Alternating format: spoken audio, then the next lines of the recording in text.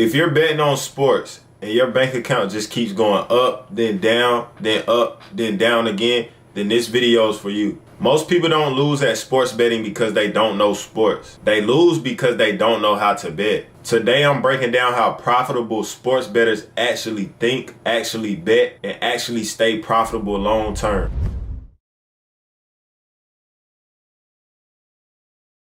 Now, if you don't know me, my name is Dez. I'm imdesTV, and I've been on both sides. I've chased parlays, I've gone broke, and I've learned what actually works. Now, this video is not about getting rich quick. It's about staying profitable. Now, first, let's get into why most sports bettors lose. And let me start with the hard truth. Most bettors are emotional, they're greedy, and they're impatient. They want to turn $20 into $5,000 overnight, instead of trying to turn $1,000 into $1,300 consistently. A lot of people, they bet for excitement and not profit. They bet because it's fun. They like to chase losses, bet on every single game, and just overload parlays. And the sportsbook owners love parlay bettors. So that should tell you everything you need to know. I mean, like, if we really think about it, bro, it's a reason why when you watching an NBA game and FanDuel pops up, or maybe a FanDuel commercial, they are only promoting parlays, bro. It's a reason why. And that reason is because parlays are their #1 money maker. You feel me? They're not making their most money from people who are doing straight bets. They're making their money from y'all, from people who are doing parlays over and over and over until they get that one big hit. But for most people, they never really get that big hit. And you know, I've been that person before, bro. I've been in a lot of y'all's shoes, bro. I was trying to turn $10 into $100+ every single night, not knowing that every leg I was adding to the parlay was decreasing my chances of hitting. But now I bet smarter. See, if you want to be profitable, you have to do straight bets, bro. That's a non-negotiable. But let me explain this, man. Let me break it down for y'all. Parlays are equivalent to lottery tickets, and straight bets are investments. One bad leg ruins your whole parlay. Like, ask yourself this: would you rather be right once or right consistently?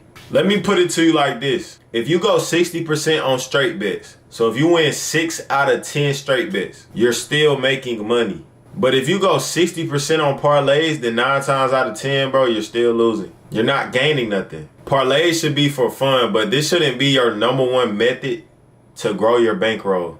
Now let's talk about bankroll management, and this is where most people mess up. And first, let me define bankroll for y'all, because a lot of people think that your bankroll is just everything in your bank account. Your bankroll is just money that you are willing to lose without it affecting your life. You know, some of y'all be spending y'all last on a parlay, or even on a straight bet. Y'all just be spending y'all last on a bet. Y'all be spending the money that y'all need throughout the week to eat on a bet. Y'all be spending y'all rent on a bet. But I got 3 rules for y'all that I want y'all to follow.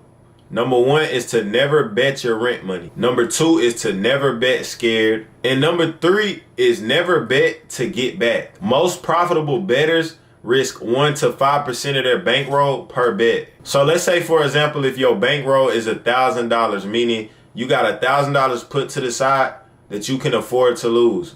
Your bet size should be between $10 to $50, not $300. You don't go broke from losing picks. You go broke from betting too big. So one of the most important things that y'all gotta do is have proper bankroll management. Now let's talk about discipline and patience.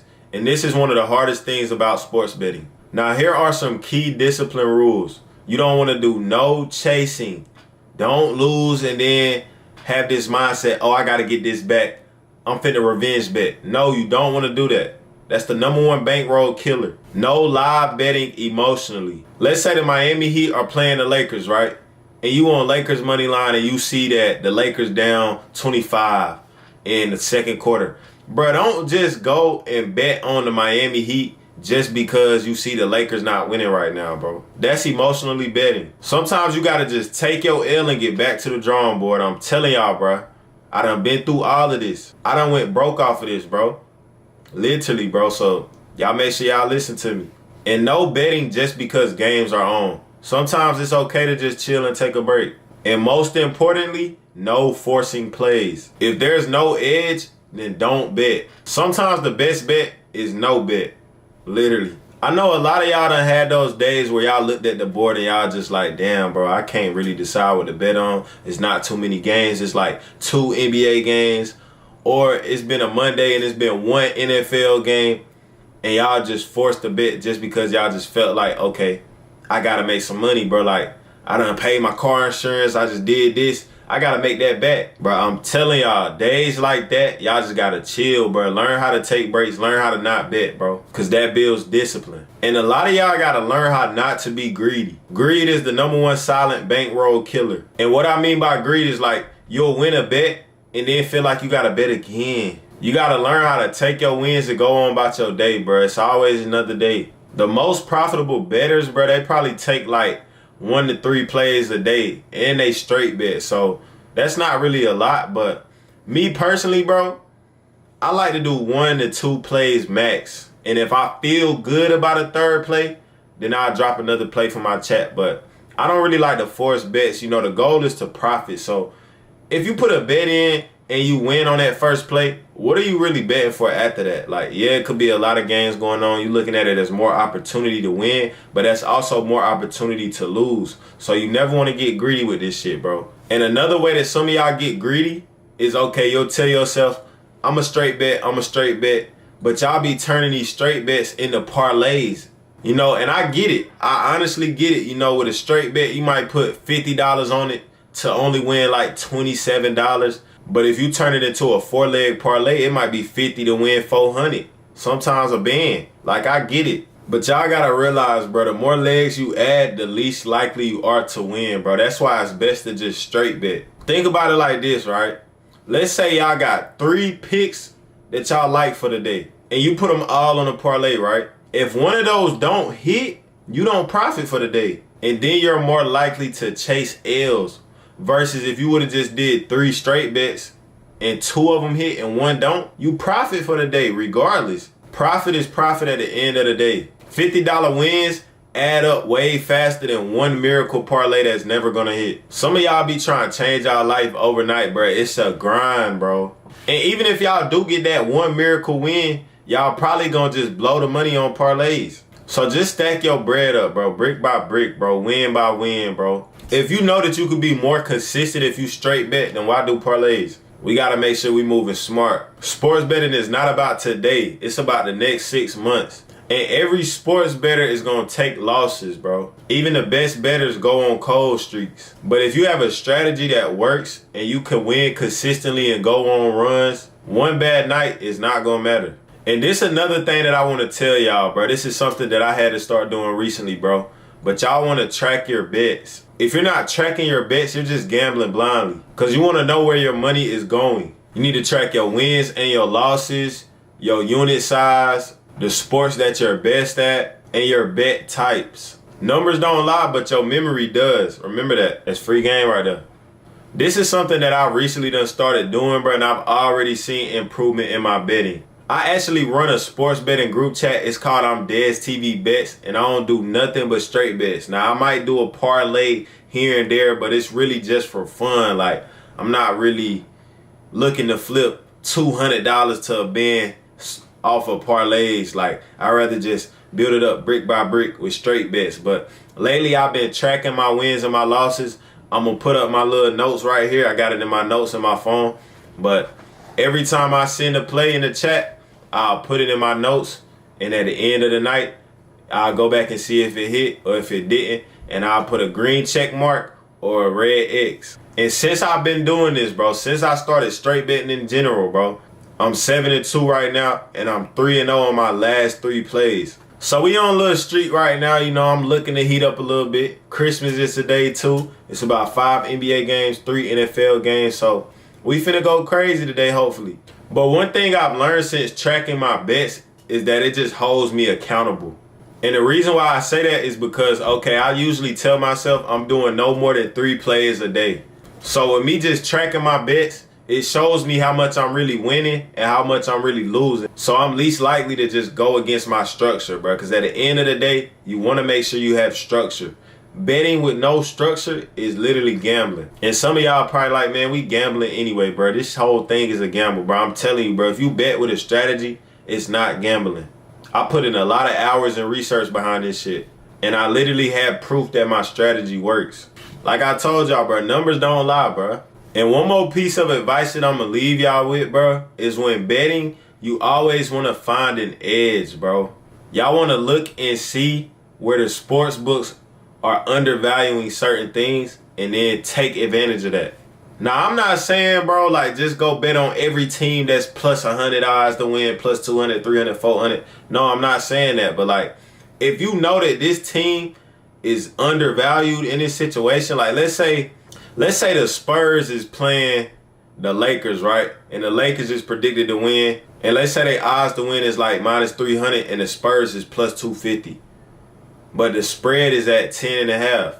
Like, let's be real, bro. When we be playing Stephon Castle, De'Aaron Fox, all them boys, man, they not finna lose by 10.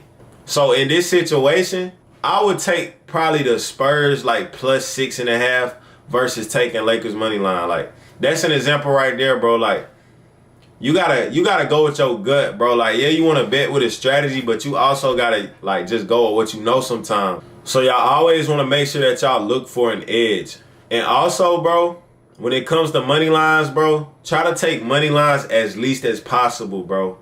I like to stick to spreads. Like, and let me just give y'all an example for this too, bro. So the other day, bro, I think like 2 days ago or 3 days ago, it's Christmas right now. So I think like December 22nd, the Clippers was playing the Lakers, right? I think the Clippers was home, but I don't remember exactly. But regardless, the Clippers were underdogs, bro. And y'all got to think, bro, the Lakers, you know, they got Luka, they got LeBron. So, of course, the whole world is betting on the Lakers to win. You know, the Clippers, they only won 6 games prior to this game. So, of course, the whole world is betting on the Lakers. Now, me personally, I sat this game out because I was 2-0 on the day already. And I didn't want to force no plays in my chat knowing we had already had a perfect day. And that's another thing, bro, that I told y'all about. Y'all got to be disciplined, bro. Don't be betting just to bet just because it's game's on, bro. If you already profited for the day, do not get greedy. But like I was saying, though, so the Lakers are favored to win. The whole community is on the Lakers. And then you got the Clippers plus like 120. Now, that particular day, bro, I remember doing my research on that game. And my research was back and take the Clippers. But I sat the game out. The Clippers ended up winning by 30, right? Okay, boom. If I would have took this game, though, I wouldn't have just straight up took the Clippers money line because that's not the smartest way to bet. Like, you could have took the Clippers plus 7.5 and it would have been good value. And if you would have put like 100 on it, you probably would have won 50. So that's why I say right there, like, yeah, don't always just look for a money line because let's say it would have been a 1-point game and the Lakers win off a buzzer beater. You're saving yourself from that possibility. And you're low-key adding insurance to your play just by taking the spread instead of the money line. And also, even if you want to take the money line, right? Like, and this is for the people that I know run sports betting group chats. If you want to take the money line, do not send the money line to your chat. At least send them the spread so that way, if you lose, they still win. As long as that team covers the spread.